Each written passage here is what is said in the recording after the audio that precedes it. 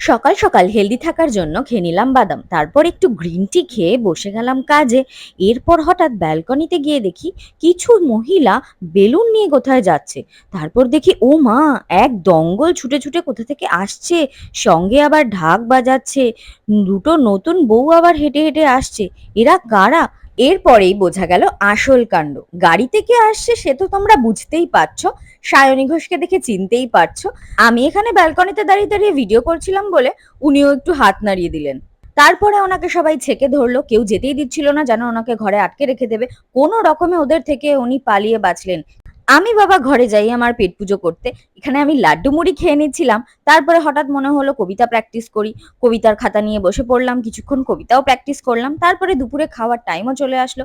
ঝিঙে আলু পোস্ত থাকলেও আমি খেয়েছিলাম গোবিন্দভোগ চালের ভাত, আলু সিদ্ধ আর ঘি। আহা স্বর্গীয়। তারপর একটু ফল খেয়ে দিনের মতো খাওয়া কমপ্লিট।